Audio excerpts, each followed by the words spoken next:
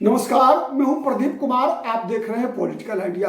Political idea के आज के इस अंक में आप सभी दर्शकों का बहुत बहुत स्वागत है। मित्रों, आज हम बात करेंगे बिहार विधानसभा चुनाव के संदर्भ में दूसरे चरण में जिन जिलों में मतदान होना है उसमें मधुबनी एक बड़ा जिला है जिसमें 10 विधानसभा सीट आती है। तो आज हम बात करेंगे बेनीपट्टी विधानसभा सीट के संदर्भ में। बेनीपट्टी वो विधानसभा सीट है जहां पिछले बार जो 2020 का विधानसभा चुनाव हुआ था वहां से भारतीय जनता पार्टी की टिकट पर विनोद नारायण झा चुनाव जीते थे। विनोद नारायण झा का वैसे इतिहास एक कांग्रेसी का रहा है। 90 के दशक में विनोद नारायण झा युवा कांग्रेस के राष्ट्रीय उपाध्यक्ष हुआ करते थे जब मुकुल वासनिक कांग्रेस पार्टी के युवा कांग्रेस के राष्ट्रीय अध्यक्ष थे उन दिनों। फिर बाद में वो बीजेपी में शामिल हो गए और बीजेपी में शामिल होने के बाद ही जो संसदीय राजनीति है उसमें उनको सफलता मिली। तो विनोद नारायण झा निवर्तमान विधायक है। 2015 में हार गए थे कांग्रेस पार्टी की भावना झा से।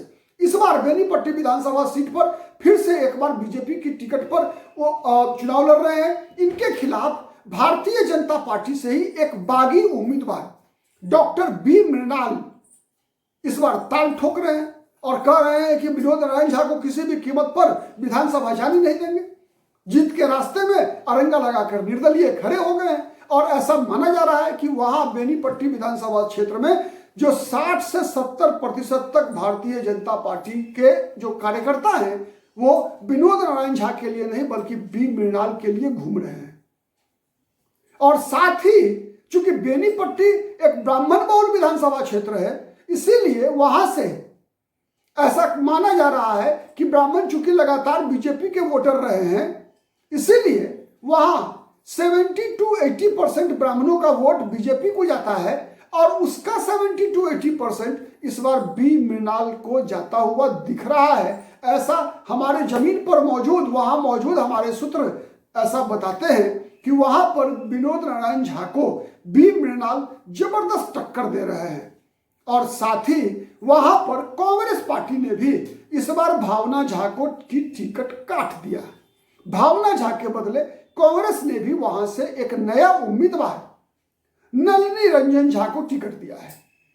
नलिनी रंजन झा संघर्षशील है, युवा भी है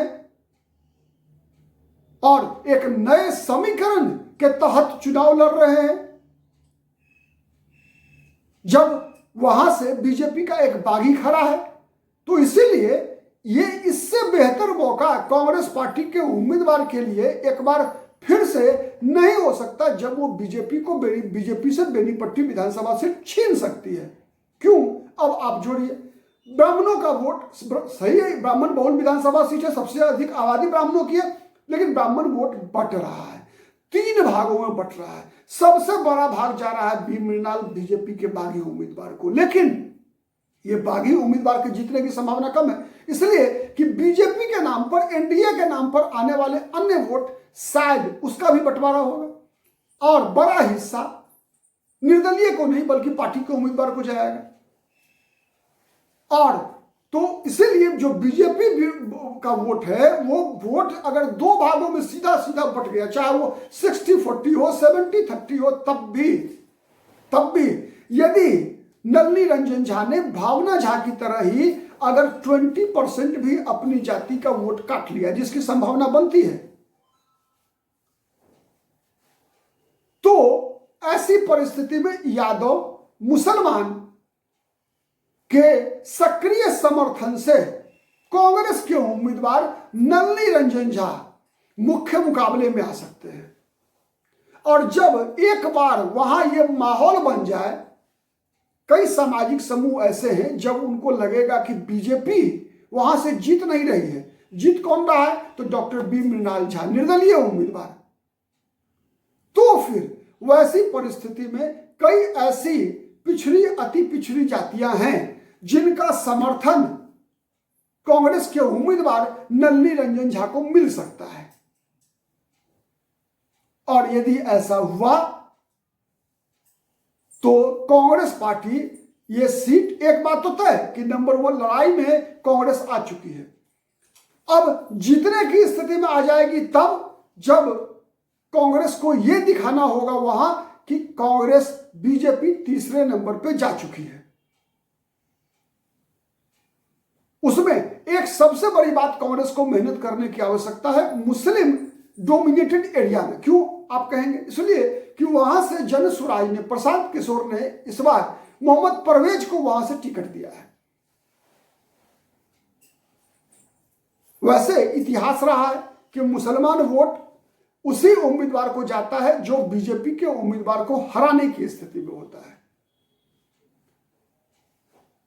लेकिन आज जब 10 दिन लगभग समय, 8 दिन का लगभग समय बचा हुआ है मतदान में, तब ऐसी परिस्थिति दिख रही है कि मुसलमान वहां बटे हुए दिख रहे हैं कुछ हद तक। तो यदि मुसलमानों में गोलबंदी हो गई अंतिम चरणों में, तो कांग्रेस पार्टी चुनाव जीत भी सकती है बेनीपट्टी से। यह संभावना स्पष्ट रूप से बेनीपट्टी विधानसभा सीट पर अब परिलक्षित होती दिख रही है। और इससे बेहतर मौका मिलेगा नहीं मुझे लगता है। 2015 में भी जो भावना झा कांग्रेस पार्टी जीती थी बेनीपट्टी से, आप याद कीजिए, उन दिनों भी जीत का सबसे बड़ा कारण क्या था? जीत का कारण यह था कि नीतीश कुमार, राष्ट्रीय जनता दल और कांग्रेस पार्टी, ये तीनों का गठबंधन था।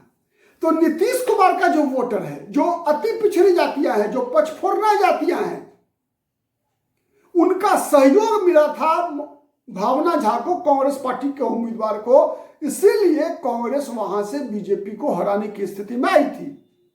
और इस बार क्या हो रहा? इस बार बीजेपी का वोट ही बट जा रहा है 2 भागों में। तो इसीलिए इस बार 2025 की परिस्थिति की तुलना आप 2015 से कर सकते हैं। और चूंकि पिछली बार 2020 में भावना झा की हारने का एक और कारण भी था, भावना झा के खिलाफ एंटी इनकम्बेंसी। कहा गया कि भावना झा जब जीतकर पटना गई तो फिर पटना की ही होकर रह गई, अहंकार में थी। लेकिन नलिनी रंजन झा पहली बार चुनाव लड़ रहे हैं और जमीन से जुड़ा हुआ चेहरा है। तो इसलिए, और विनोद नारायण झा से नाराजगी भी है, वहां एंटी इनकम्बेंसी है। एंटी इनकम्बेंसी केवल मतदाताओं में नहीं है, बल्कि बीजेपी के कार्यकर्ताओं में भी है। तो उसका लाभ भी अगर उठाने की स्थिति में नलिनी रंजन झा होते हैं। चलिए इंतजार करते हैं 14 नवंबर का। आज के लिए इतना ही। बहुत बहुत धन्यवाद।